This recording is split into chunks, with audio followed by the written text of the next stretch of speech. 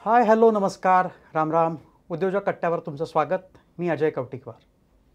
सध्या रोजगार निर्मिती करणारं आणि क्षमता असलेलं क्षेत्र कुठलं असा प्रश्न विचारला तर त्याचं उत्तर एक आहे, ते म्हणजे पर्यटन, हॉस्पिटॅलिटी. आणि याच विषयावर बोलण्यासाठी त्याच क्षेत्रातली एक खास व्यक्ती, खास गेस्ट आपल्याकडे आलेले आहेत, संजय दापके सर. संजय दापके सर हे गार्डियन मीडिया अँड एंटरटेनमेंटचे डायरेक्टर आहेत आणि जगभर त्यांचं कंपनीचं काम सुरू असतं. एक आपण म्हणतो ना की विश्वामित्रानं प्रतिसृष्टी तयार केली, तर प्रतिसृष्टी तयार करण्याचं काम ही त्यांची कंपनी करते. आणि याच सगळ्या विषयावर आज आपण त्यांच्याशी गप्पा मारणार आहोत. सर, तुमचं उद्योजक कट्ट्यावर स्वागत. नमस्कार, धन्यवाद. मला बोलवल्याबद्दल पहिले प्रथम आपले आभार. सर, या कट्ट्यावर आपण उद्योजकता, स्टार्टअप, एंटरप्रेन्योरशिप या सगळ्या विषयांवर चर्चा करतो, याच्यावर बोलत असतो. आणि या क्षेत्रातलं सगळ्यात मोठं नाव, आदराचं नाव म्हणजे रतन टाटा. आत्ताच त्यांचं निधन झालं. खरं म्हणजे याला त्यांना श्रद्धांजली वाहूनच आपण त्याची या आपल्या पॉडकास्टची गप्पांची सुरुवात करूया. एका प्रोजेक्टच्या निमित्तानं तुमचा आणि टाटा सरांचा संपर्क आला. त्या व्यक्तिमत्वाचा तुमच्यावर काय परिणाम झाला आहे, काय आठवणी आहेत तुमच्या? 2017 साली टाटा ट्रस्टनी आमच्यावर एक जबाबदारी सोपवली आणि ती जबाबदारी जी सोपवली ती राज ठाकरेंच्यामुळं सोपवली. कारण राजजी हे रतनजींच्या खूप जवळचे त्यांचे. आणि नाशिकला जे बोटॅनिकल गार्डन आहे तर ते अतिशय पडीक अवस्थेत होतं, पांडवलेण्याच्या खालचं, फॉरेस्ट डिपार्टमेंटच्या हाताखाली ते होतं. आणि ते काहीच होत नव्हतं तिथं. फक्त असे टवाळ लोक, 52 एकराचं अतिशय सुंदर वन उद्यान, पण ते अतिशय खराब अवस्थेत असं ते होतं. आणि राजसाहेबांना असं वाटलं की त्याचं रिनोव्हेशन आपण करूयात. आणि त्यांनी रतन टाटांच्याकडे ते गेले. आणि रतन टाटांनी इकॉलॉजी हा त्यांच्या CSRचा फार मोठा त्यांचा भाग आहे. त्यांनी तत्काळ त्याला होकार दिला आणि त्यांनी अगदी त्यांची जी इंटिमेट टीम आहे त्यांची इकॉलॉजी आणि एन्व्हायरमेंटवर काम करणारी, ती त्यांनी या प्रोजेक्टवर त्यांनी लावली. आणि माझा जास्त संबंध या टीमशी आला. आणि त्याच्यातनं मला कळत गेलं की त्यांची विचाराची दिशा त्यांची कशी असते. त्या उद्यानामध्ये नुसतं वन उद्यान, मी जर फक्त झाडं लावली किंवा सफाई केली तिथे आणि रस्ते बांधले तर तिथे लोकांना ती बागवेल जास्त करून. पण आपल्याला त्यांचं एक इच्छा अशी होती की त्यांनी त्यांची जी कोर टीम होती त्यांच्याकडे त्यांनी ती व्यक्त केली होती की इथे येणाऱ्या पर्टिक्युलर लहान मुलांना आपल्या आपल्या एन्व्हायरमेंटविषयी, आपल्या निसर्गाविषयी त्यांच्या मनात काहीतरी जागरूकता निर्माण होईल, असं आपल्याला इथे काही करता येईल का. आणि माझ्यासमोर जेव्हा त्यांनी प्रश्न टाकला तेव्हा मी मग विचार करायला सुरुवात केली की नुसतं पॅसिव्ह फक्त बागेत हिंडणं काही त्यांनी होणार नाही. मग आम्ही तिथे एक लेझर बोलक्या झाडांचा शो केला आणि त्याच्यात झाडं स्वतःची गोष्ट सांगतात. आणि त्यांची मी वेळोवेळी त्यांच्या टीमला मी दाखवत गेलो, ते फोटो घ्यायचे, रतन सरांना ते दाखवायचे. आणि त्यांनी, तुम्हाला खरं सांगतो की असा एखादा मोठा प्रोजेक्ट तुमच्याकडे दिला की त्याच्या मागे ब्रिदिंग डाऊन द नेक म्हणतात ना, की काय करताय, संपूर्ण टीमला त्यांनी सांगितलं होतं की त्याला जे करायचं ते करू दे. तो फ्रीडम त्यांनी जो दिला ना, त्याच्यामुळे एक सुंदर शो उभा राहिला. तिथपर्यंत अजिबातच नाही, पण त्यांनी एकच त्यांच्याकडनं आलं की जे सांगितलं ते कर. म्हणजे जे मला जे प्रेझेंटेशन दाखवलं किंवा मला जे सांगितलं ते तू कर. तर झाला तसा शो. आणि आनंदाची गोष्ट अशी की पहिल्या दिवसापासून नाशिककरांनी आणि नाशिकमध्ये येणाऱ्या पर्यटकांनी त्या शोला जी गर्दी करायला सुरुवात केली. म्हणजे आकडे म्हणून सांगतो की त्या शोचं तिकीट होतं 30 रुपये. CSR फंडातनं आलेलं आहे, गव्हर्नमेंटची लँड आहे, तिकीट फार ठेवणं म्हणजे, हाच जर सिंगापूर किंवा इतर ठिकाणी शो असता तर हा एक $40-50 त्याचं तिकीट असतं. परंतु 30 रुपयात हा ठेवला, कारण मुलांनी जास्तीत जास्त यावं. शाळांच्या ट्रिपा येत होत्या. रोज साधारणतः 2,500 मुलं हा शो बघायची.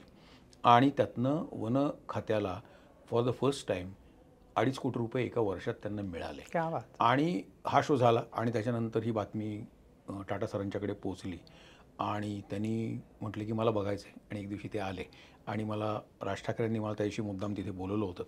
आणि एखाद्या लहान मुलासारखं त्यांनी झाडं बोलतात कशी, म्हणजे असं आहे की एवढा मोठा भारतातला इतका मोठा उद्योगपती की त्याला इतक्या बारीक गोष्टींमध्ये जायची त्यांना काही गरज नाही.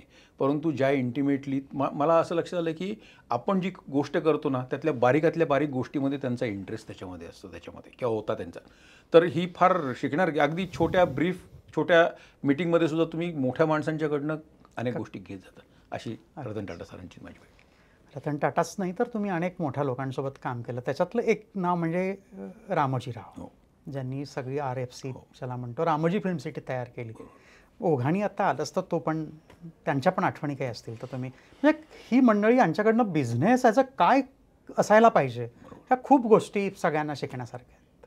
रामोजी फिल्म सिटी जेव्हा 1996 साली त्यांनी तयार करायला घेतली, तेव्हा थीम पार्क असं भारतात काही नव्हतंच. म्हणजे अजूनही थीम पार्क हा शब्द लोकांना फारसा माहीत नाही आहे, पण त्यावेळी तर बिलकुल नव्हतं. आणि त्यावेळेला त्यांनी डिझनीमध्ये आपला स्टाफ पाठवून त्यांना ट्रेनिंग देऊन त्यांना तयार करून आणलं. एक आर्ट डायरेक्टर आमचे राजीव जालनापूरकर जे आत्ता माझे सिनियर डायरेक्टर आहेत ते, आणि रामोजीराव, या तिघं लोक फक्त तिथे असायचे जीप घेऊन. आणि ते लँडस्केपिंग सगळं, आणि पहिलं 5 स्टार हॉटेल बांधलं. त्या 5 स्टार हॉटेलमध्ये पहिलं वर्षभर एकही पर्यटक आलेला नव्हता. पण त्याची जी 5 स्टारची क्वालिटी आहे ती वर्षभर त्यांनी एक दिवसही त्याच्यामध्ये चुकारपणा करता ती मेंटेन केली होती. आणि 1 वर्षाच्या नंतर एक डॉक्टरांचं कन्व्हेन्शन तिथं आलं, आणि तिथनं जिथे सुरू झालं त्यांचं जो अनकॉम्प्रोमाइजिंग स्वभाव होता ना, तो 2 बाबतीत होता. एक म्हणजे की मी जे तयार करतोय ना तिथे लोक यायलाच पाहिजेत, ही जे हुकमी असा असताना एक आत्मविश्वास असतो, तर तो त्यांच्याकडे जबरदस्त होता. कशाच्या जीवावर होता ते कोणीच सांगू शकत नाही, पण इतका आत्मविश्वास असलेला माणूस मी दुसरा अजून माझ्या बघितलं नाही की हे होणार, हे करणार. हजारो कोटी रुपयांची इन्व्हेस्टमेंट अशा पद्धतीच्या भारतातल्या पहिल्या प्रोजेक्टवर करणं, आणि हुकमी सांगणं की आत्ता एकही माणूस नाही आहे पण हे माझं यशस्वी होणार. तर त्यांनी ते त्यांच्यात फार त्याच्यात दुसरी लाईन महत्त्वाची म्हणजे तो जो भाग आहे जिथे ते रामोजी फिल्म सिटी आहे, इथं पाणी नाही, उष्णता प्रचंड, आणि अशा याच्यात ते नंदनवन फुलवणं हे आणखीन चॅलेंजिंग. नक्षलाईट लँड आहे ती, नक्षलाईट लँड होती सगळी तिथे. त्याला बॅरिकेडिंग करून 2000 एकरचं तुम्ही जिथे तयार करता, याला जबरदस्त इच्छाशक्ती लागते आणि स्वतःवरचा तो विश्वास, आणि ते त्यांनी खरं करून दाखवलं. आणि दुसरी गोष्ट की ती जी एक पॅशन आहे ना, की कोणी नाही आलं, 2000 कर्मचारी, तुम्ही तिथे जा, प्रत्येक बाग तिथे इतकी टापटीप आणि स्वच्छ असते, झाडांना पाणी घातलं जातं. पर्यटन हा जो विषय आहे ना, पर्यटनचा जो उद्योग आहे, तिथे सगळ्यात महत्त्वाचं काय असेल तर स्वच्छता आणि लोकांच्या चेहऱ्यावरचं हास्य, हे तुम्हाला तर रामोजी फिल्म सिटीमध्ये ते त्यांनी गावागावातल्या मुलांना शिकवलं. आज अनाजपूर नावाचं जे गाव आहे, शेजारचंच गाव आहे, ते पूर्णपणे नक्षलाईट गाव होतं. आज त्या गावातला घरटी कमीत कमी 2 माणसं रामोजी फिल्म सिटीमध्ये नोकरीला आहेत. तर हे फार मोठं काम त्यांनी केलं आहे. त्या गावातल्या मुलांना, रुरल एरियातल्या खेडूत मुलांना त्यांनी मेनस्ट्रीममध्ये त्यांना आणलं, आणि त्या मुलांना आज आपल्या कामाचा अभिमान वाटतो की अरे मी रामोजी फिल्म सिटीमध्ये काम करतो, म्हणजे मी रोज लोकांना भेटतो. हा सगळा जागृत, हे ओव्हरनाईट झालेलं नाही आहे. याच्याकरता 4-5 वर्ष त्या माणसाने ज्या काही खस्ता खाल्ल्या असतील ते त्यांनाच माहिती. परंतु याच्या मागे असं मला वाटतं की ही लोकं दैवी असतात. ती जी आत्मविश्वास आणि ती जी पॅशन घेऊन येतात ना, ते त्या सिद्धी असते, ते काही सिद्ध करून दाखवू शकतील, अशी ही लोकं होती. रामोजीरावांच्याबरोबर मला खूप अगदी जवळून काम करायचा मला योग आला. त्यांचं मूव्ही मॅजिक पार्क जे आहे की जिथे सगळ्या भारतातली पहिली मोठी ऑटोमेटेड अट्रॅक्शन्स आहेत. डार्क राईड आहे, सिम्युलेशन राईड आहे, इंटरॅक्टिव्ह शोज आहे. तर हे झालं असं की 2004-5 साली सगळे अमेरिकन कन्सल्टंट होते, कारण त्यावेळेला भारतात या क्षेत्रातलं काम करणारं कोणी नव्हतं. आताही नाही आहे फारसं. आता फारसं नाही आहे कोणी, त्यावेळेला तर शून्य. तर ते आले होते लोक, आणि असंच ते कन्सल्टंट जरी अमेरिकन असलं तरी काम करणारे ॲक्च्युअल लोक इंडियनच आहेत. तर त्या वर्क प्रॅक्टिसेसमध्ये जो काही घोळ होतो तो झाला होता, आणि अमेरिकन लोक कंटाळून निघून गेली, पळून गेली. लिगल डिस्प्यूट्स होते, आणि ते त्यावेळेला 70 कोटी रुपयाचं ते पार्क तसंच पडलं होतं. आणि आमच्या राजीवजींच्या थ्रू त्यांच्या असं लक्षात आलं की अरे याला कंटेंट पण कळतं, याला टेक्नॉलॉजी पण कळतं आहे. मग त्यांनी मला सांगितलं की हे तू हातात घे. तर मी म्हटलं मी सर कधी केलेलं नाही. त्यामुळे तुला जमू शकेल. आणि मग तो माझा पहिला होता की मी ॲक्च्युली पीटमध्ये जाऊन सिम्युलेटर म्हणजे असतं काय, हात काळे करून त्याच्यामध्ये मी प्रत्यक्ष सिलेंडर्स काय असतात, ती वर कशी होतात, हे बघत बघत बघत एका वर्षात मी 3 अट्रॅक्शन्स त्यांची उभी केली. तर तो माझा पहिला त्यांच्यावरचा एक्सपिरियन्स होता. व्हेरी क्लोज, इतका प्रेमळ आणि इतका शिस्तबद्ध माणूस माझ्या आयुष्यात दुसरा नाही आला. हे एक नशीब म्हणायला पाहिजे की एवढी चांगली माणसं संपर्कात येणं आणि त्यांच्याकडनं तुम्हाला खूप काही शिकायला मिळणं. आत्ता तुम्ही अट्रॅक्शन आणि या सगळ्या उभारण्याचा उल्लेख केला आहे. तुमची जी कंपनी आहे, अजूनही लोकांना थीम पार्क किंवा याच्याबद्दल माहिती नाही आहे, तर नेमकी तुमची कंपनी करते काय आणि किती पसारा आहे त्याचा? थीम पार्क जर आपण म्हटलं ना, तर मी नेहमी सांगतो की आपण जत्रा तुम्ही लहानपणची बघितली असेल की त्या जत्रेत जेव्हा माणूस जातो तेव्हा लहान होतो, बेसिकली आपलं वय विसरतो. तो टिकटिक वाजवेल, तो पिपाण्या वाजवेल, तो काही खाईल, राईडमध्ये बसेल, ते मेरी गो राऊंड असेल, त्याच्यात बस माणूस वय विसरायचा प्रयत्न, आनंदाची जागा आहे. सो तीच जत्रा नाही म्हणतायत, परंतु अशी एखादी सुंदर जागा निर्माण केली की जी गेटेड आहे. तिथं आतमध्ये गेल्याच्यानंतर तुम्ही तुमचं वय विसरता.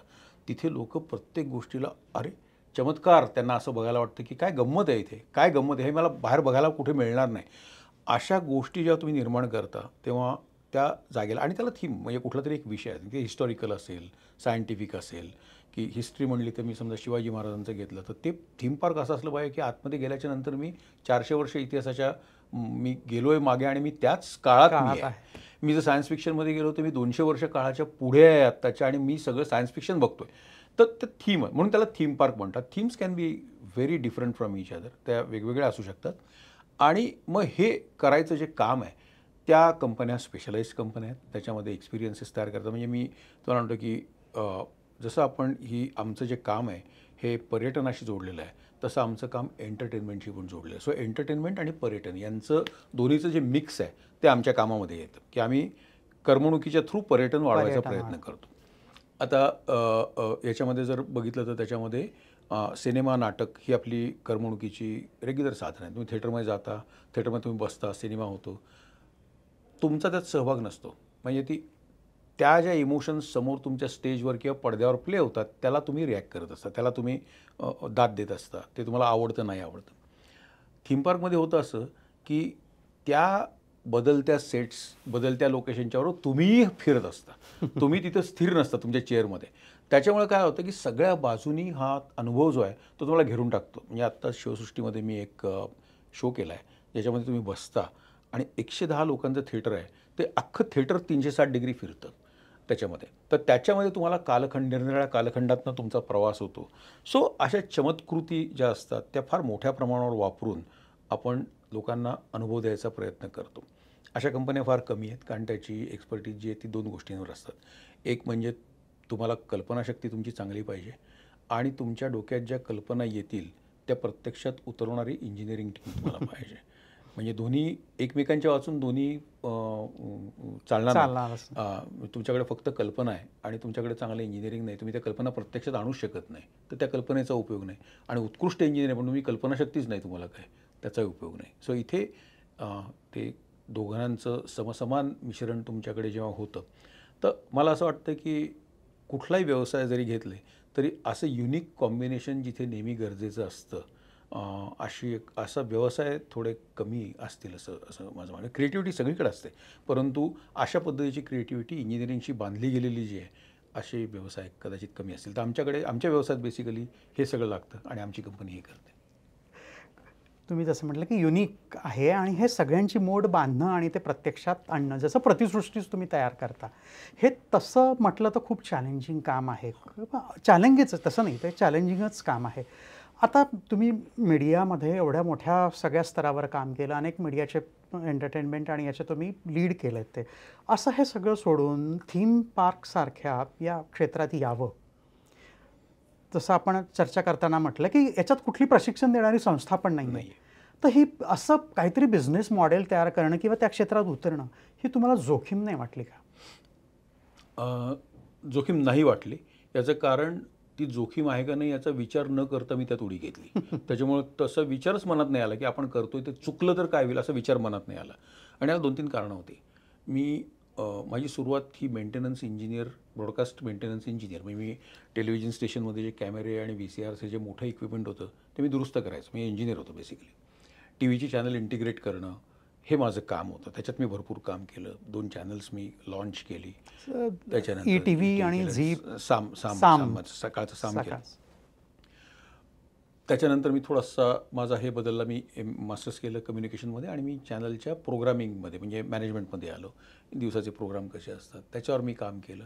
पण मला त्याच्यात मी करत होतो ते सगळं. मला अनुभव माझ्याकडे उत्तम त्याच्यात गोळा होत होते, ज्ञान होत होतं मला.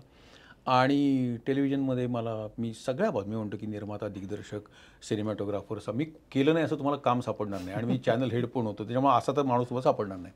मी करत होतो. मग फिल्ममध्ये काही करायचं का, तर फिल्म मला एडिटिंग हे माझं फार जवळपास मी हजारो तासांच्या मी मालिका एडिट केलेल्या आहेत, हिंदी केल्यात, मराठी केल्यात. फीचर फिल्म्सचं जेव्हा मला संधी मिळाली, मी फीचर फिल्ममध्ये मला ते असं वाटलं की आपल्याला आवडतं हे करायला. 30 एक फीचर फिल्म मी मराठी एडिट केल्या, चांगल्या गाजल्या सगळ्या. महेश कोठारेंच्या बऱ्याचशा फिल्म्स तुम्ही जर बघितल्या तर माझ्या एडिट त्या मी केल्यात त्या. त्याच्यानंतर असं लक्षात आलं की अरे तेच सगळं ते आहे, त्याच्यामध्ये फार गंमत नाही आहे. आणि होतं असं की तुम्ही खूप जीव लावून काम करता, 5-6 महिने तुम्ही त्या प्रोजेक्टवर काम करत असता आणि तो सिनेमा लागतो शुक्रवारी आणि पुढच्या शुक्रवारी तो गेलेला असतो. त्याच्यानंतर तो कधी टी व्हीवर आला तर लोकांना बघायला मिळेल. टेलिव्हिजनचा एपिसोड तर रात्री 8ला जो लागतो, 8:30ला तो लोकं ते विसरलेली असतात. म्हणजे तुम्ही त्याच्यावर काम करता परंतु त्याला लाईफ नाही आहे. टेलिव्हिजनला लाईफ नाही आहे, फिल्मला लाईफ नाही आहे. थीम पार्क ही अशी गोष्ट आहे की इथे मी जे अट्रॅक्शन्स तयार करतो, तर रामोजी फिल्म सिटीमध्येच लॉंगेस्ट प्लेइंग अट्रॅक्शन 20 वर्ष झाली आहेत. हे मी केलेलं अट्रॅक्शन जे आहे ते आज 20 वर्ष सलग चालू आहे. वाह! हा त्यात ते हटलेलं नाही आहे. तर ते जे समाधान आहे ना तुम्हाला की तुमचं केलेलं काम वर्षानुवर्ष लोकं बघतायत, एन्जॉय करतायत, तर मला असं वाटलं की अरे सिनेमा आणि टेलिव्हिजनच्या पेक्षा हे आपल्याला आणि मला ते होतं. आणि त्याला आणखी एक ट्रिगरिंग त्याला पॉईंट असं झालं की 94 साली मी शिकत होतो अमेरिकेमध्ये. मी अमेरिकेत पहिल्यांदा डिझनीलँडला गेलो होतो. त्यावेळेला डिझनीलँडला लोकं कमी जात होते.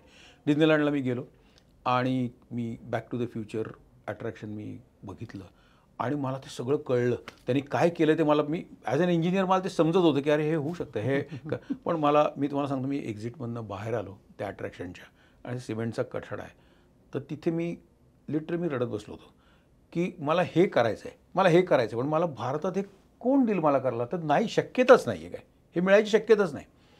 आणि तुम्हाला सांगतो डिझनीलँड असेल, युनिव्हर्सल असेल, मला तिथल्या लहान मुलांचा एवढा हेवा वाटायचा, त्यांच्या डोळ्यातला आनंद, त्यांच्या डोळ्यातली चमक आणि तितका गंमत त्यांना सगळं. तर माझ्या देशातल्या मुलांना हे कधी मिळेल? हा आनंद माझ्या देशातल्या मुलांना कधी मिळेल? आणि दैवयोग असा की 94 साली मी हे दुःख करत होतो की मला हे मिळणार नाही आणि 2004 साली रामोजीरावांनी मला बोलवून घेऊन माझं पहिलं सिम्युलेशनचं अट्रॅक्शन, आता याच्यात दैव आहे म्हटलं तर. आणि तिथपासनं मी जोखीम असेल काय असेल ते मी थोडीशी बाजूला ठेवली आणि माझा प्रयत्न आहे की सर्वोत्कृष्ट एंटरटेनमेंट थीम पार्क क्षेत्रातली जी अवेलेबल आहे ती इंडियन कॉस्टमध्ये मी माझ्या लोकांना अवेलेबल मी करून देईन. हे माझं, म्हणजे मी त्याला मिशन म्हणत नाही, पण आपण काहीतरी एक ध्येय डोळ्यासमोर ठेवून आपण काम करतो ना, तसं माझं ध्येय आहे की तिथे $300 तिकीट आहे. माझ्या कुटुंबाला किंवा मी जे लोकं बघतो $300 परवडणार नाही आहेत. माझं तिकीट किती, रामोजीला ₹1200 तिकीट लोकांना जास्त वाटतं. तर त्याच किमतीमध्ये, परंतु मला एक्सपिरियन्स पातळ करायचा नाही, मला तसाच एक्सपिरियन्स त्यांना द्यायचा आहे. हे एकदा डोक्यात धरल्याच्या नंतर मी कामाला सुरुवात केली. देव पाठीमागं असेल, लोकांच्या आशीर्वाद, मोठ्या लोकांचे पाठीमागं असतील, परंतु ती असं आज म्हणायला हरकत नाही की ती जोखीम यशस्वी झाली आहे. खूप मुलं अशी असतात ना ज्यांना अशी जोखीम घ्यायची असते, पण ते कचकतात. करू नको करू, काय करू, बिझनेसमध्ये वेगळ्या कुठल्या तरी वाटेनं जाणं किंवा आउट ऑफ द बॉक्स विचार करणं, अशा लोकांना तुम्ही काय सांगणार? आता इथे मी खरं सांगू का, मी तसा म्हटलं तर म्हणजे बाय ब्लड मी उद्योजक नाही आहे. म्हणजे माझ्यात काही उद्योजकता आहे अशातला भाग नाही आहे. मी उद्योजक झालो, म्हणजे मी जे काम करत गेलो त्याचा स्केल वाढत गेलं आणि मी त्याच्यातनं उद्योजक झालो. परंतु मी इच्छेने उद्योजक झालो का तर नाही. माझा कल आहे की गोष्टी करा, नवीन गोष्टी करा, ते सोडून द्या तिथे. पण हे सगळं करताना तुम्हाला मोठी टीम लागते, त्यांचे पगार करायला लागतात, तुम्हाला इन्फ्रास्ट्रक्चर लागतं आणि ट्रॅव्हल असतं. तर हे तुम्हाला व्यावसायिक पद्धतीनेच तुम्हाला करायला लागेल. तर माझं उदाहरण जर द्यायचं झालं तर मी पहिल्यापासून एक डोळसपणे गोष्ट निश्चितपणे केली की मी small steps at a time करत गेलो. मी कुठेही मोठी रिस्क कधी घेतली नाही.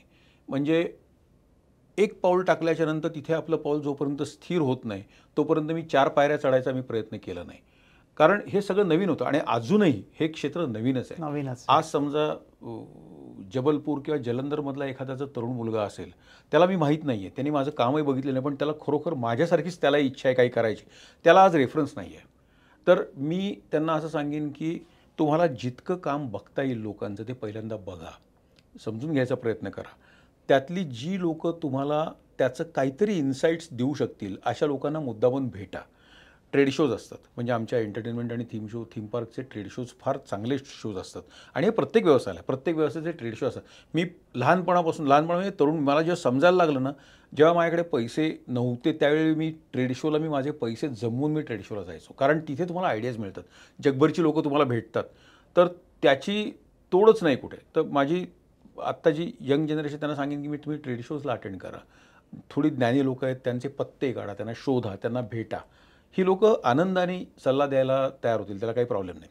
छोट्या स्टेप्समध्ये काम करा आणि गॅम्बल करू नका. म्हणजे एखाद्याच प्रोजेक्टवर मी माझं सगळं पणाला लावलं आहे असं नका करू, कारण ते फार शॉर्ट टर्म असू शकतं आणि ते तुम्हाला आयुष्यातनं उठवू शकतं.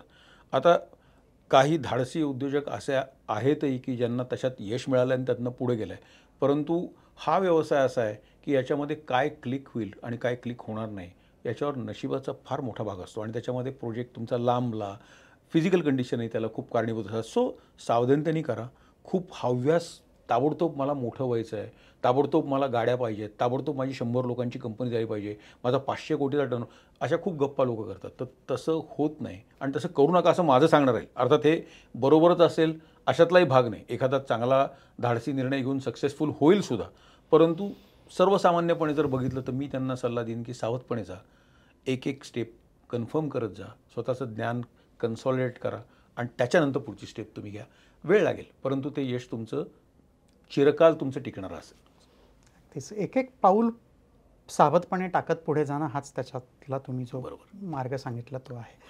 तुम्ही व्यवसायाच्या निमित्तानं सर जगभर फिरता, पूर्ण अनेक ठिकाणी देशांमध्ये जातात. प्रत्येक ठिकाणचा व्यवसायाचा एक काय म्हणतो त्याला स्टाईल ही खूप वेगळी असते. तुम्ही आता जगभर हिंडता, देशात पण खूप काम करता. यातनं काय तुम्हाला इन्साइट्स मिळाले? असं आहे की आता परत आपण I will restrict myself to आपली जी 2 क्षेत्र आहेत, पर्यटन आणि एंटरटेनमेंट. बरं, त्यालाच मी त्याच्याबद्दलच बोलू शकतो. अनुभव जे देशातले आणि परदेशातले आहेत ते. पण ते अनुभव असे आहेत ना की ते सगळ्यांनाच ते म्हणजे तसे म्हटलं तर लागू होऊ शकतात. सगळ्याच त्यातले काही क्वालिटी त्यातले काही लागू शकतील ते. परदेशामध्ये पर्टिक्युलरली या क्षेत्रामध्ये आता तुम्ही असं बघितलं की आपण आमचं घेऊ की मोठी थीम पार्क्स, डिझनीलँड आहे, आपल्या ओर्लँडोचं केनेडी स्पेस सेंटर आहे, इथे लोक बघायला मुद्दामून जातात. युनिव्हर्सल स्टुडिओजचे अनेक जगभर त्यांचे स्टुडिओज आहेत. लोक जेव्हा तिथे जातात तेव्हा पर्टिक्युलरली अमेरिकन आणि पाश्चिमात्य लोकांची जी लाईफस्टाईल आहे त्याच्यामध्ये त्यांचं असं असतं की वर्षाला एकदा तरी मी या डिझनीला जाणारच, दरवर्षी जाणार. म्हणजे इट्स लाईक रिलिजियस टूर की मी डिझनीला, आणि त्याच्याकरता त्यांचे $1000 त्यांनी ते बाजूला ठेवले असतील, $1500 एवढा त्यांचं स्पेंडिंग, त्यांची ताकद येते. सर्वसामान्य कुटुंब एवढे पैसे सेव्ह करून ते तिथे जातात, ते मजेत राहतात तिथे आणि हे करतात. आपल्या देशाकडे जर बघितलं तर आपलं टुरिझम हे सगळं देवदेवतांच्या भोवती गुंफलेलं आहे.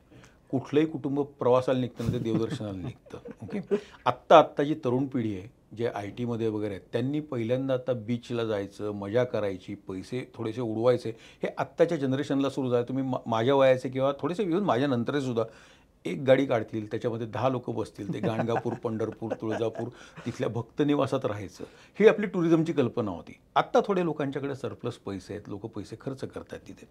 सो ह्या झाल्या पर्यटकांच्या प्रॅक्टिसेस की तिथे एवढा त्याला जो पाठिंबा आहे या थीम पार्क्सना, तो याच्या कारण जवळपास 75 वर्षाची त्यांची परंपरा आहे. जशी आपली देवांची परंपरा आहे तशी आणि आत्ता चेंज व्हायला लागला. आपल्याकडे आत्ता पर्स्पेक्टिव्ह थोडं चेंज होत आहे आणि लोक थोडीशी मजे करता पैसे उडवणं म्हणजे गुन्हा नाही आहे हे लोकांना कळायला लागले की अरे आनंदाकरता थोडे पैसे आपल्याकरता उडवले, खर्च केले तर ते वाईट नाही आहे त्यात काही, हे आत्ता थोडंसं यायला लागलं.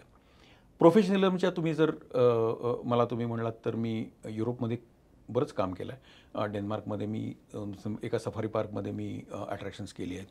ग्रेव्हिन नावाचं जे एक जगप्रसिद्ध म्युझियम आहे की ज्यांची पहिली शाखा मॉन्ट्रियलमध्ये होती, दुसरी पॅरिस आणि प्रागमध्ये त्यांची तिसरी शाखा उघडली, तेव्हा त्यांच्या ज्या टोटल 13 गॅलरीज होत्या त्या 9 गॅलरीज आपण डिझाईन केल्या आहेत त्यातले. तर मोठं काम ते परदेशातलं झालं. पॅरिसच्या जवळ एक बोकासा पार्क म्हणून आहे, तिथल्या राईड्स आम्ही केल्या आहेत. जपानमध्ये नुकतंच युनिव्हर्सल स्टुडिओच्या ज्या परेड्स असतात त्या परेडमधल्या काही फ्लोट्सच्या सगळ्या मीडियाज आमच्याकडे होत्या, त्या आम्ही केल्या आहेत. हे करताना जे प्रोफेशनलिझम असतं त्यांच्याकडे आणि त्याच्याकरता जे पैसे खर्च करतात ते लोक, त्याच्यात काटकसर म्हणजे सगळीकडे बजेट आणि दात करून काम करणं हे तिथं संभव नाही. काय कारण सिम्पल आहे की आज डिझनीलँड जेव्हा एखादं अट्रॅक्शन तयार करतं तर त्यांना माहिती आहे की पुढची 10 वर्षात $बिलियन्स या अट्रॅक्शनला परत मिळणार आहेत आपल्याला. तर ही खात्री असते म्हणून ते खर्चही तसा करतात. म्हणजे मी तुम्हाला अगदी उदाहरण सांगतो की थीम पार्कमध्ये एक स्ट्रीट असतो, मेन स्ट्रीट, की ज्या स्ट्रीटमधनं आपण आतमध्ये चालत जातो, तिथनं सगळे अट्रॅक्शन्स तुम्हाला बघायला मिळतात. तर तो जो स्ट्रीट आहे त्या स्ट्रीटला म्युझिक असतं सगळीकडे आणि ते सगळे रस्त्यावर लावतात ते म्युझिक ते स्टुडिओत मिक्स करत नाहीत ते मिक्स त्या स्ट्रीटवर त्यांचे सगळे साऊंड इंजिनियर्स असतात त्या स्ट्रीटवर बसून ते म्युझिक ते मिक्स करतात की तो आवाज त्यांना तितका परफेक्ट यायला पाहिजे.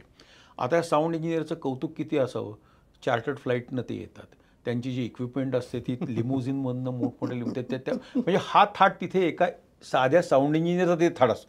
याचं कारण आहे की त्यांना खात्री असते की हे चालणार आहे, सुंदर चालणार, याचे पैशाची रिटर्न आहे. आपल्याकडे काम करताना प्रत्येक ठिकाणी थोडंसं बजेट थोडं कमी केलं का बजेट, तर त्याच्यामुळे होतं काय की क्वालिटीमध्ये आपणच आपल्या हाताने आपण थोडंसं त्याच्यामध्ये कमी जास्त आपण दर्जा त्याच्यामध्ये आपण करतो. हरकत नाही, तरीसुद्धा आमचा नेहमी प्रयत्न असा असतो की आणि आत्ता आमचे जे प्रोजेक्ट्स चालू आहेत ते जर कोणी बघितले तर त्यांना कळेल की within those budgets also we try to follow those good practices. की मी जे डिझनीमध्ये शिकलो आहे, मी जे युनिव्हर्सलमध्ये शिकलो आहे की माझं आता कालच मी कालियामर्दन नावाचं मोठं थिएटर मी शिर्डीला साईतीर्थमध्ये ओपन केलं. माझ्या सगळ्या अट्रॅक्शनचं साऊंड मिक्स हे तिथं त्या थिएटरमध्ये होतं, मी ते स्टुडिओतलं घेत नाही. सो बाहेरचं जे आपण चांगलं बघतो किंवा युरोपमध्ये मी जे बघितलं की त्यांच्या प्रेझेंटेशनच्या स्टाईल्स ज्या आहेत त्या एवढ्या वेगळ्या आहेत कम्प्लीट. ते एखाद्या गोष्टीकडे एखाद्या प्रेझेंटेशनच्या इतक्या वेगळ्या पद्धतीनं बघतात की आपल्याला त्याची आपण म्हणतो की अरे असंही होऊ शकतं. तर मला नशिबाने काय झालं की हे सगळं मला अतिशय जवळनं बघायला मिळालं. त्यांच्या टीम आता P&P आहे, युराविज, ह्या मोठ्या कंपन्या आहेत, त्यांच्याबरोबर आज माझी टीमही काम करते.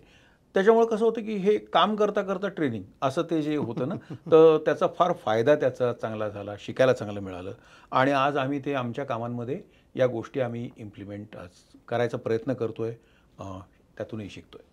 सर, तुम्ही जगभर काम करता, गार्डी यांच्या निमित्तानं सगळीकडे जातात, म्हणजे वृंदावनापासून ते मख्यपर्यंत सगळी आमंत्रणं तुम्हाला येतात कामासाठी, प्रोजेक्टसाठी. मला एक उत्सुकता आहे, आपण म्हणतो ना आम्ही जपानी कंपनीला काम दिलं किंवा कोरियन कंपनी हे आहे, जेव्हा युरोपात असेल अमेरिकेतले लोक जेव्हा आपल्या कंपनीला काम देतात तेव्हा काय बघतात आणि तुम्हाला त्यावेळेस काय वाटतं? यात दडवायचं काहीच कारण नाही आणि ऑब्व्हियसली हा पहिला क्रायटेरिया त्यांच्याही डोक्यात असतो. पहिलं तर ते तुमचं कामाची क्वालिटी बघतात, त्याच्यात कुठेही ते कॉम्प्रोमाइज करणारच नाहीत. म्हणजे ही जी मोठ्या आता मी बर्लिन एंटरटेनमेंटवर काम केलं आहे की ज्यांची ही सगळी ग्रेव्हिन म्युझियम्स आहेत, मादाम तुसोची म्युझियम्स आहेत. सो त्यांच्या कंपनीवर त्यांचे आर्ट डायरेक्टर्स जे असतात ना, ते एका कणाचंही ते तुमच्याकडनं कणसूर काम तुमच्याकडनं ॲक्सेप्ट करणारच नाहीत. Very demanding. तर ते करू शकतात का, ही त्यांची ॲबिलिटी त्यांची पहिली. आणि दुसरं काय होतं की ऑब्व्हियसली त्यांच्या मार्केटच्या पेक्षा कॉस्ट त्यांना इथे थोडीफार कमी पडते. त्यांना इथे म्हणजे तीच कॉस्ट त्यांना इथे, आपल्याकडचे लेबरची कॉस्ट कमी आहे, लेबरची म्हणण्यापेक्षा आर्टिस्टिक कॉस्टसुद्धा आपल्याकडे कमी आहेत. सो ते पहिला क्रायटेरिया की हे काम करू शकत आहेत का. आणि दुसरं समजा त्यांना मी अगदी 10% जरी त्यांना फरक जरी त्या कॉस्टमध्ये होत असेल ना, तरी they would prefer to come. आणि आमचं असंच झालं आहे की आमच्याकडे ऑलवेज रिपीट कस्टमर्स आहेत. हे भारतातला असेल, परदेशातला असेल, एकदा काम झाल्याच्यानंतर ते थांबत नाही, ते परत परत परत जोडले जातात आणि आम्ही त्यांची कामं परत परत करतो. सो दिस व्यवसायात हे रिपीट खूपच महत्त्वाचं. कॉम्प्लिमेंट्स आहेत. ही मला असं वाटतं की खूप मोठी कॉम्प्लिमेंट आहे. तर पुढे तर काही वेळा असं झालं आहे माझ्या बाबतीत की त्या रिपीट कस्टमर ते पैशाची काळजी करत नाहीत आणि ते म्हणतात की नाही तू काम चांगलं करताय, तुम्ही लोक फॅन्टॅस्टिक आहे आणि त्याच्याकरता आम्ही तुम्हाला निवडलं आहे. So quality is the first criteria. Cost comes in definitely but comes slightly later. It's not a priority but it also affects. पण सर, एक असतं ना की आपल्या भारतात किंवा आपल्या लोकांबाबत की आपण तेवढे परफेक्शनला महत्त्व देत नाही आहोत. हे इतर गोष्टींसाठी जे इतर युरोप किंवा पाश्चात्य देश ज्याच्यासाठी ओळखले जातात, तर आपण असं आहे आपल्या याच्यात ती ब्रँड आपला का निर्माण होऊ शकत नाही? आता काही प्रमाणात ते चित्र बदलते, पण भारतीयांना दिलं म्हणजे ते उत्कृष्टच असलं पाहिजे. तसं जपानच्या बाबतीत म्हणतो नाही, जपान मेड इन जपान आहे, तसं का मेड इन इंडिया किंवा आपली वर्कस्टाईल निर्माण नाही होऊ शकत? आपल्याला थोडी आपली जी ॲटिट्यूड आहे ना, आपली कामाकडे बघायची, ती थोडी बदलायची गरज आहे सगळ्याच क्षेत्रात. आमच्या क्षेत्रात तर फार मोठी आहे, परंतु इतर क्षेत्रातही ती बदलायची गरज आहे. ती आपण जोपर्यंत आपल्या कामाला सिरियसली घेत नाही की आणि त्या कामाचा आपल्याला अभिमान वाटत नाही की मी जे काम करतो त्याचा मला अभिमान वाटला पाहिजे की मी चांगलंच करेन, हे तेव्हाच वाटू शकतं की अरे मी जे काम करतो ते चांगलं आहे, मला ते आवडतं आहे. या 2-3 गोष्टी ज्या संलग्न आहेत या झाल्या तर तुम्ही ऑटोमॅटिकली तुम्ही चांगलं काम करायला लागता. पण त्या कामामध्ये मला इंटरेस्टच नाही. मी नोकरी म्हणून ते काम करतो आहे. 10 ते 6 मला काम करायचं आहे आणि असा वर्कफोर्सही लागतो. आज नाही असं नाही, प्रत्येक माणूस कसं पॅशनेटली काम करेल तसं नसतं. 400 लोकांचा ग्रुप असतो, त्यातली बाबा 20 लोकं तशी काम करतील. पण पाश्चात्य देशांमध्ये काय होतं की त्यांच्या SOPs एवढ्या सुंदर आहेत की त्या तुम्हाला उरलेल्या 380 लोकांना एका लेवलवर आणून ठेवतात आणि ती 20 लोकं जी क्रीम आहेत ना ती लीड करतात तुम्हाला त्यांना तिथे. त्याच्यामुळे त्यांची क्वालिटी एका लेवलच्या खाली जात नाही. आपल्याकडे जो विस्कळीतपणा सापडतो ना हा 380 लोकांच्यामध्ये सापडतो. म्हणजे आज अगदी उदाहरण द्यायचं झालं तर आम्ही पार्क आम्ही जी तयार करतो त्याच्यामध्ये राईड्स असतात, त्याचे मेंटेनन्स असतात. तर आम्हाला पहिली रिक्वायरमेंट इंडियन पार्कमध्ये असते की as far as possible maintenance free तुम्ही ठेवा. माणसांवर डिपेंडन्सच नको आहे. याचं कारण असं आहे की ती बंद पडली, काय झालं आणि तो नेमका कुठेतरी तंबाखू खायला गेलेला असला माणूस इथे जाऊ शकतो ना. So as far as possible माणसं त्याच्यात नकोत, लाईव्ह शोज नकोत. मी बोलक्या झाडांचे शो करतो परंतु त्यात माणसं नकोत त्याच्यामध्ये. कारण तो माणूस ऐन वेळेला जर तो गेलाच कुठे पळून तर शो कसा होईल तो. परदेशी हे नसतं. परदेशी एकदा कॉन्ट्रॅक्ट केलं की त्या कॉन्ट्रॅक्ट इतकी स्ट्रिंजंट असतात आणि त्यांची पेमेंटही तशी असतात. ॲक्रोबॅट्स असतील, तुमचे जादूचे कलाकार असतील करणारे, ते आपल्याकडे थोडे ते कमी दर्जाचे जरी कलाकार असले तरी त्यांना तिथे मान असतो. त्यांची कॉन्ट्रॅक्ट्स उत्तम दर्जाची असतात ती आपण. सो हे दोन्ही बाजूनी आहे की मॅनेजमेंट त्यांना तितके रिटर्न्स कदाचित देऊ शकत नसेल आणि म्हणून त्यांना इंटरेस्ट नसेल, पण ही थोडीशी त्यातली गोष्ट आहे. पण माझ्या कंपनीपुरतं मी अभिमानाने सांगू शकतो की आम्ही जवळपास गेली 12-13 वर्ष परदेशी कंपन्यांच्याबरोबर काम करतो आहे आणि मोठ्या कंपन्या आहेत. टेजिक्स आहे, मी म्हटलं असं मर्लिन एंटरटेनमेंट आहे. आणि या कंपन्यांच्यामुळे झालं काय की आज माझी जी यंग टीम आहे त्यावेळी यंग होती, आता तेही आता लग्न होऊन आता ते झालेत, मिडल एज झालेत.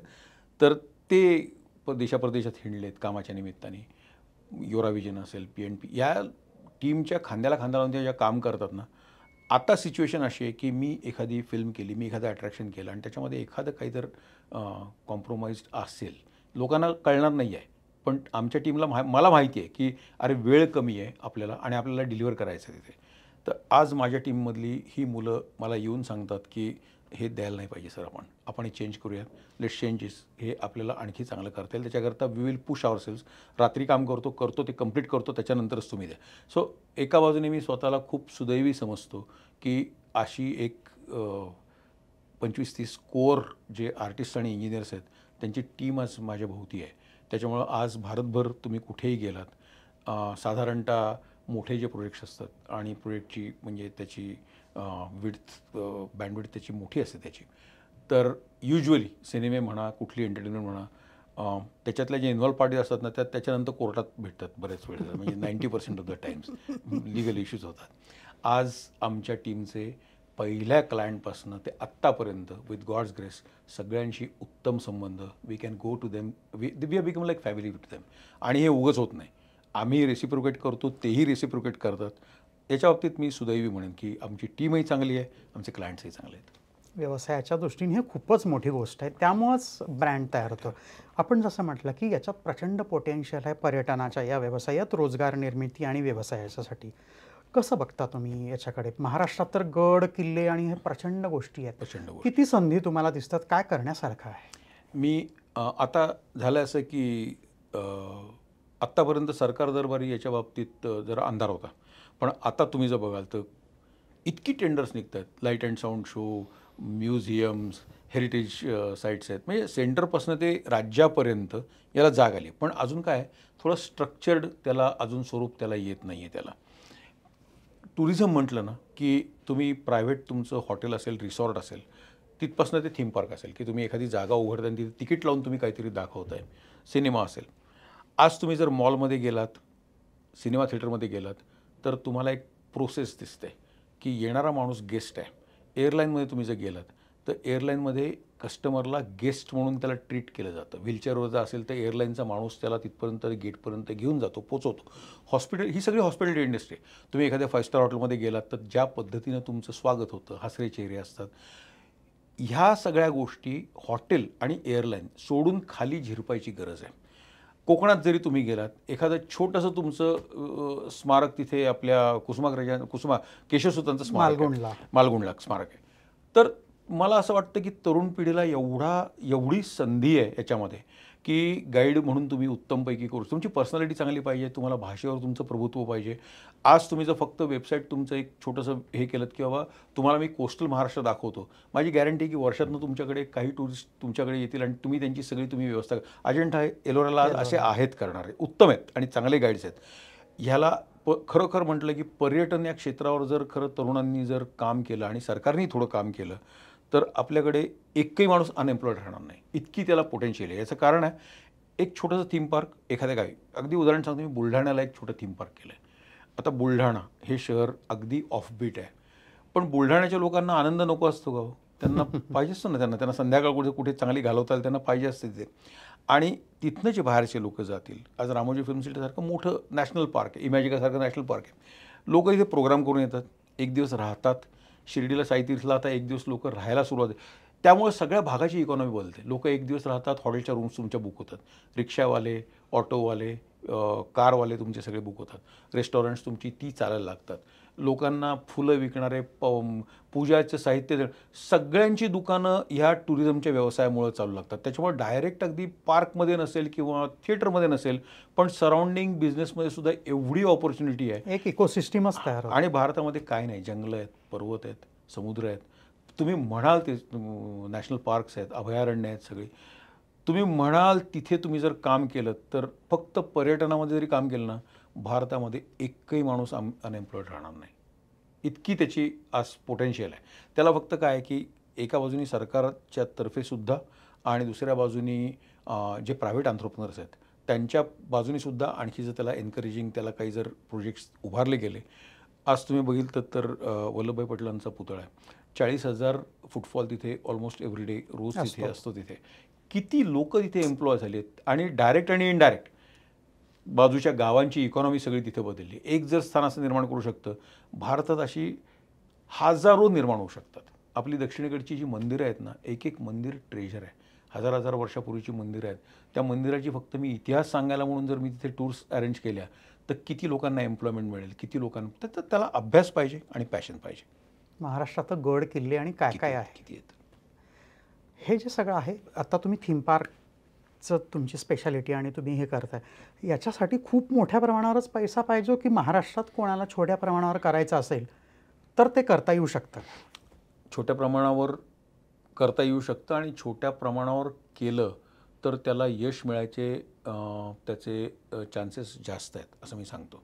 की रामोजीराव किंवा इमॅजिका करणारे शेट्टी किंवा आता मी ज्यांच्यावर काम करतो ते मालपाणी ग्रुप, मोठे ग्रुप्स आहेत, आणि ते एका व्हिजननी याच्यात उतरले की आपल्याला टुरिझममध्ये उतरायचं आहे, आणि त्यांचे प्रोजेक्ट खूप मोठे मोठे प्रोजेक्ट्स आहेत.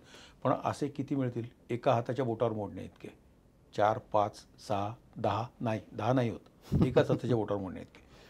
त्यांचे हजारो कोटींचे प्रोजेक्ट्स ते फ्लोट करू शकतात, त्यांची सस्टेनन्सची पॉवर आहे, त्यांना त्यातला क्षेत्रातला अनुभव आहे, आणि ते पुढे जातील. पण आज शिवसृष्टीसारखा आंबेगावचा प्रोजेक्ट आहे की जो शिवाजी महाराजांचं आयुष्यमाल तिथे दाखवायचं आहे, त्याला हजारो कोटी रुपयांची गरज नाही आहे त्याला. हा छोटा प्रोजेक्ट आहे आणि मी तितक्याच इफेक्टिव्हली मी दाखवू शकतो. हा जर मी कमी किमतीत मी जर हा करू शकलो, आणि एखादा ट्रस्ट आहे, मी करतो आहे आता अशी कामं, अगदी छोटे जे ओनर्स, मी बुलढाण्याचं सांगितलं की एक अगदी मॉडेस्ट पद्धतीच्या इन्व्हेस्टमेंटमध्ये सुद्धा तुम्ही एक 7-8 एकरमध्ये तुम्ही फार सुंदर जागा निर्माण करू शकता की जिथे संध्याकाळी लोक आनंदाने येतील, 4 गोष्टी खातील, त्याच्यामध्ये मर्चंडाईज आहे, फूड अँड बिवरेज, हे तुमचे इन्कमचे सोर्सेस तयार होऊ शकतात. आणि तुम्ही जर तुमची इन्व्हेस्टमेंट तुम्ही थोडी रिस्ट्रिक्टेड ठेवली तर तुमचा ROI तुमचा जो आहे तर तो तुमचा पिरियड तुमचा कमी होतो. तुम्ही 2 ते 3 वर्षात तुमचे सगळे पैसे तुमचे निघू शकतात.